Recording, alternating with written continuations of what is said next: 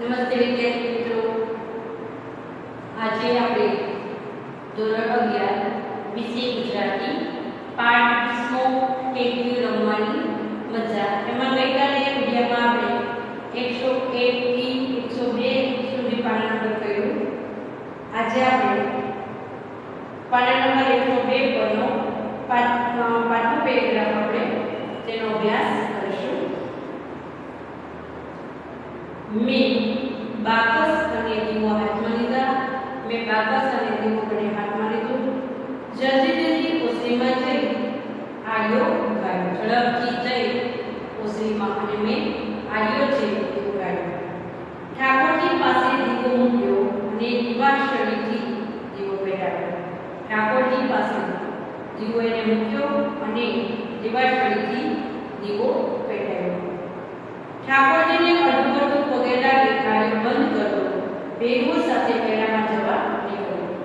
ઠાકોરજીને અડધું પગે લાગ્યો ન લાગ્યો અને ફટોફટ ત્યારે બંધ કર્યો અને જેના મિત્રો છે તેની સાથે મેળામાં જવા નીકળી પડ્યો.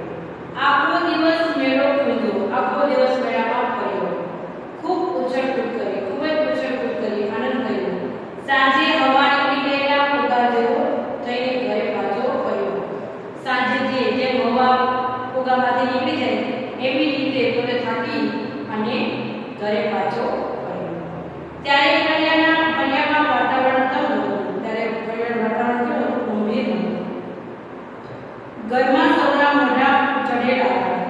ઘરમાં સૌના મોઢા છે એ ચઢેલા હતા. ફળિયાની ટોપીમાં જોયું તો કૃષ્ણની કાળી મેસ મૂર્તિ ફાટી છાસમાં પડી હતી. ફળિયાની ચોપડીમાં મેં જોયું તો ભગવાન શ્રી કૃષ્ણ છે એની મૂર્તિ છે કાળી મેસ જેવી થઈ ગઈ હતી અને તે છાસમાં પડી હતી.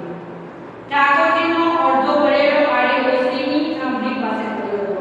ભગવાન ઠાકોરજી છે તેનો આડિયો છે એટલે આડિયો લાકડાનો બનાવેલો છે. આમ પોકલા જેવું હોય પણ બારે એનું બનાવેલું કામ છે એ લાકડાનું હોય છે એટલે અડધો આડિયો ભરી ગયો હતો એના દરવાજા એટલે ઓસરીની થાંભલી પાસે તે પડ્યો. ઠાકોરજીની મોરપીંછની સાવરણી ગાદી છત્રી અને વાઘા બનીને રાખ થઈ ગયા. ઠાકોરજી છે ભગવાન એના સાવરણી ગાદી છત્ર વાઘા બનીને રાખ થઈ ગયા હતા. સવારે મેં દીવો સરખી રીતે મૂક્યો નહીં એટલે આ હોનારત સર્જાય છે. કે સવારના એટલે મેં દીવો સરખી રીતે મૂક્યો નહીં એટલે આ હોનારત થઈ હશે. એવું કહીને મને એક ગિલ્ય ફીલ કરવામાં આવ્યું. એવું થઈ અને મને અફસોસ કરવામાં આવ્યો. બાએ પણ મને ઠપકો આપ્યો. બાએ પણ મને એક ઠપકો આપ્યો એટલે મારી પર ગુસ્સે થયા. એ દિવસથી હું નિરાતે ઊંઘી શક્યો નહીં. એ દિવસથી હું નિરાતે સૂઈ શક્યો નહીં. કૃષ્ણને મેં પાડી નાખ્યા છે એટલે કૃષ્ણ કાળા છે.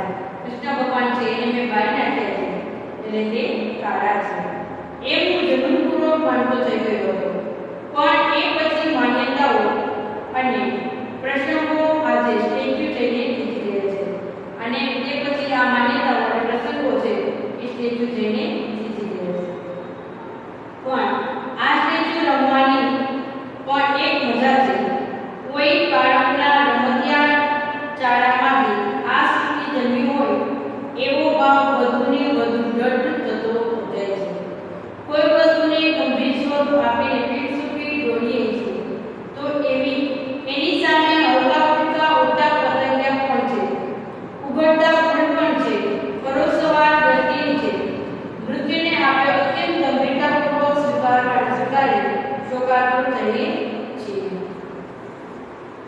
ત્યારે કહેવાનું મન થઈ આવે છે કે ઈશ્વરે આપણી સાથે સ્ટેચ્યુ બંધાવ્યું છે એટલે એ કોઈ પણ ક્ષણે ગમે તેને સ્ટેચ્યુ કરીને થીજાવી દઈ શકે છે.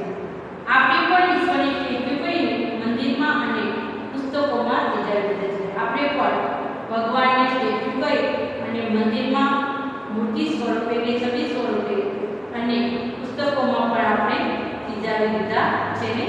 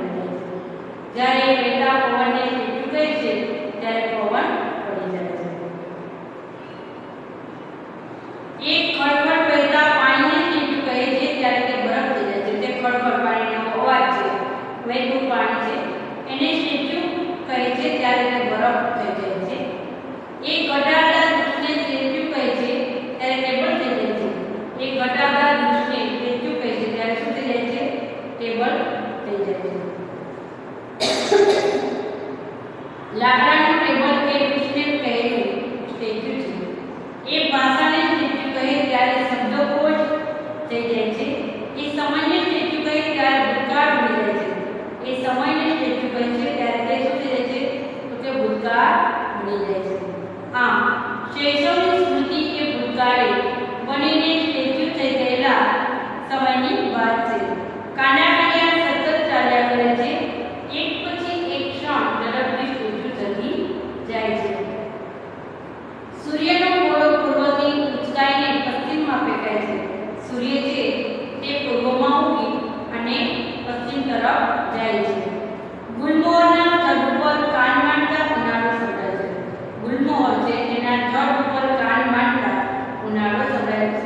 એટલે કે ગુલમોહર છે ઉનાળામાં ઓરે છે એટલે ઘટાડા થાય છે અને ગુલમોહરને ફરી લાલ ચટાટા ફૂલો છે ઈ આવશે. સ્ટેચ્યુ થયેલા આંબાને ફરી કેરી આવશે. જે સ્ટેચ્યુ થયેલો આંબો છે તેને ફરી કેરી આવશે. માતાના ગર્ભમાં સ્ટેચ્યુ થયેલું કોઈનું શૈશવ ફરી પાછું એ જ શૈલીમાં વાકોડિયા વર્તુળ ચાલશે. જે માતાના ગર્ભમાં સ્ટેચ્યુ થયેલું કોઈનું શૈશવ એટલે કે બાળપણ ફરી પાછું એ જ શૈલીમાં વાકોડિયા વર્તુળ એટલે કે ચાર પગે ચાલતું આવશે અને મારી શૈલીને સ્ટેચ્યુની રમતથી થીજાવી મૂકશે. મારી શૈલી છે તેને સ્ટેચ્યુની રમતથી થીજાવી ગજાવી મૂકશે. તો વિદ્યાર્થી